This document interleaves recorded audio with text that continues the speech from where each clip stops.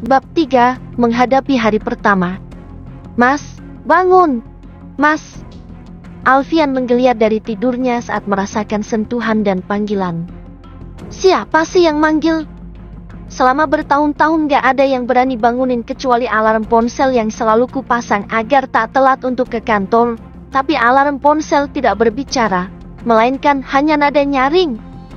Gumam Alfian tapi masih dengan mata terpejam. Mas, bangun! Panggil Arumi lagi. Iya Yulia sayang, bentar lagi ya. Nanggung. Aku bukan Yulia, tapi aku Nurita Arumi Azahra. Bangun, Mas Alfian! Teriak Arumi kesal. Selama 2 tahun bersama baru kali Arumi memanggil Alfian dengan keras, karena sangat gemas. Arumi pun sudah bertekad selama 7 hari ke depan akan berbuat apapun yang dia inginkan. Toh Alfian pun sudah mengizinkannya. Arumi, kamu apaan sih? Ini masih pagi, alarm aku aja belum bunyi. Alfian menutup telinganya karena merasa sangat terganggu dengan teriakan Arumi. Ya tahu, tapi alarm di masjid udah bunyi dari tadi mas. Ayo bangun. Arumi tak menyerah. Astaga, wanita ini kenapa sih? Batin Alfian. Apa hubungannya alarm masjid sama tidurku? Udah deh, tidur lagi aja. Kamu tuh lagi ngigau ya. Alfian mencoba menepis tangan Arumi yang sejak tadi menggoyang bahu Alfian. Mengganggu sekali. Bangun salat subuh berjamaah mas. Ucap Arumi lagi. Nggak usah ngadi-ngadi deh Arumi.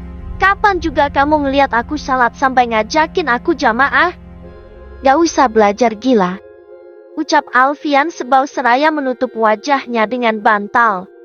Mas, kamu kan udah janji mulai hari ini kamu bakalan nurutin semua mau aku. Lupa ya? Tanyanya lagi. Astaga, wanita ini bicara apa sih? Janji apaan sih Arumi? Gak usah ngayal deh. Mana mau aku bikin perjanjian sama kamu? Emang kamu siapa? Mas. Arumi menarik bantal yang tadi menutupi wajah Alfian. Apa sih? Kalau kamu gak mau bangun, aku cium loh. Dasar wanita galak. Umpat Alfian kesal, tapi masih memejamkan mata tak berniat untuk bangun. Cup. Alfian merasakan sesuatu yang lembut menempel di bibirnya entah berapa detik dan Alfian spontan membuka mata karena jantungnya berjumpalitan sepagi ini karena sesuatu yang tidak pernah ia duga akan dilakukan Arumi kepadanya. Arumi! Pekik Alfian seraya mendorong Arumi. Astaga, ada apa dengannya? Kenapa dia sangat berani? Tanya Alfian dalam hati. Kamu tahu, ini sebuah pelecehan. Kamu tahu, bibirku ini hanya milik orang yang aku cintai saja. Lagi pula aku kan udah bilang gak boleh bersentuhan. Teriak Alfian kesal. Mata yang tadi masih sangat mengantuk, kini telah hilang gara-gara kelakuan Arumi. Lagian siapa suruh gak mau bangun? Tadi kan aku udah bilang kalau kamu gak mau bangun. Aku cium, tapi kamu diem aja. Lagian dalam perjanjian persyaratan yang kamu tulis cuma satu, gak boleh meminta nafkah batin. Cuma itu, gak tertulis di perjanjian itu kalau gak boleh nyium. Ucap Arumi santai. Argek, wanita macam apa sebenarnya yang aku hadapi ini? Alfian mengeram kesal. Cepetan wudhu sana mas, kita jamaah, nanti keburu siang. Perintah Arumi. Memang dia siapa main perintah-perintah. Aku gak mau Arumi, aku udah lama gak salat jadi lupa. Ucap Alfian kesal, tapi kali ini dengan nada pelan. Bekerja samalah mas, bukankah kamu ingin 7 hari terlewati dengan mudah? Tapi aku gak bisa salat Arumi, kenapa maksa sih? Cuma 2 rakaat mas, masa ia lupa? Kalau kamu gak mau, perjanjian kita batal. Ucap Arumi lalu menggelar sejadah dan memasang mukena di tubuhnya dan bersiap untuk salat. Iya, tunggu sebentar, bisanya cuma ngancem. Gerutu Alfian kesal, lalu buru-buru berjalan ke arah kamar mandi. Sabar Alfian, setelah 7 hari berlalu maka kamu akan bernafas lega. Alfian terus berucap dalam hati agar tak terbawa emosi. Untuk pertama kalinya selama sekian tahun Alfian berdiri menghadap kiblat untuk melaksanakan salat. Bahkan Alfian hampir lupa kapan terakhir kali menjalankan salat, dan kali ini rasanya ada yang aneh, apalagi saat mengumandangkan takbir, ada rasa berbeda yang merasuk lembut ke dalam hatinya, perasaan yang Alfian sendiri tak bisa menjabarkannya dengan kata-kata. Ya Allah, untuk pertama kalinya setelah sekian lama aku menghadapmu dan tak bisa dipungkiri itu karena Arumi.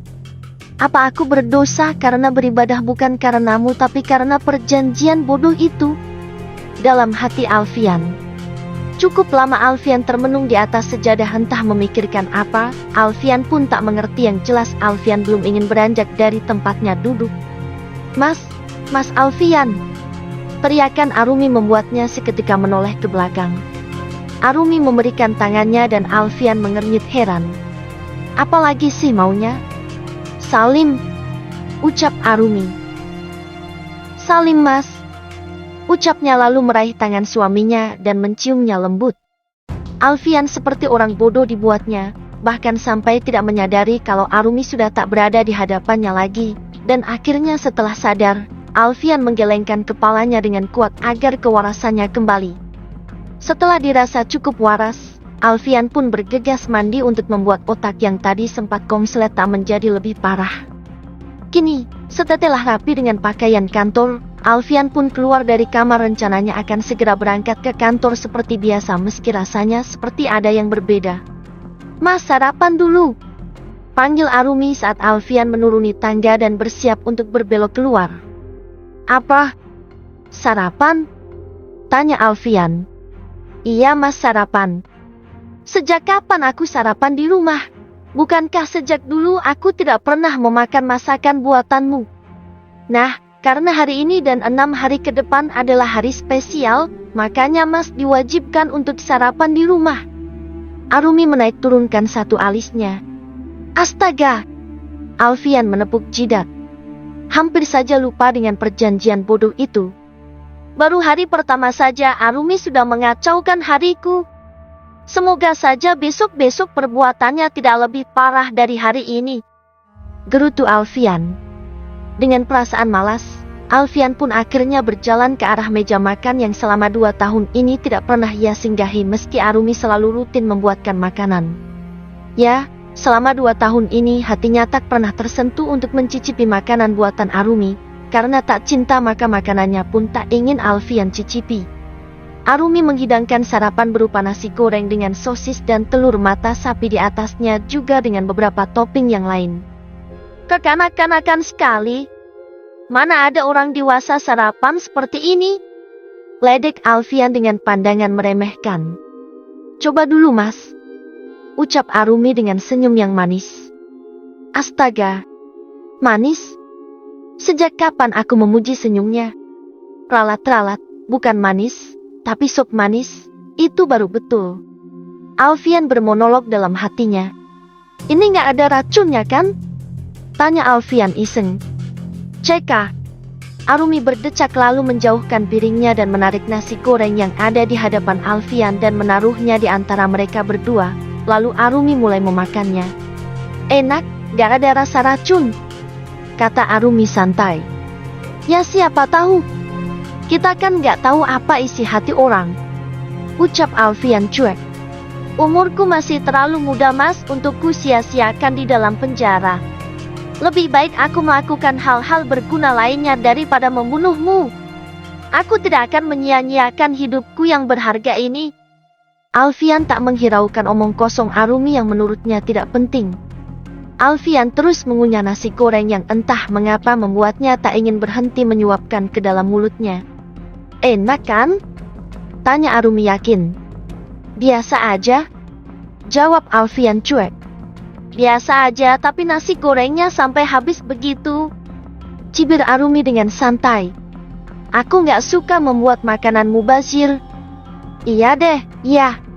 Arumi berhenti meledeknya dan menggantinya dengan senyum yang menurut Alfian menyebalkan. Apa sih maksudnya? Dengus Alfian kesal. Kopinya mana? Tanya Alfian tiba-tiba. Gak baik minum kopi pagi-pagi. Mending minum air putih. Lebih sehat. Terserahlah. Karena malas berdebat dan tak ingin membuat moodnya semakin tak baik, Alfian pun meninggalkan Arumi di meja makan dan bergegas keluar untuk segera ke kantor. "Mas, tunggu!"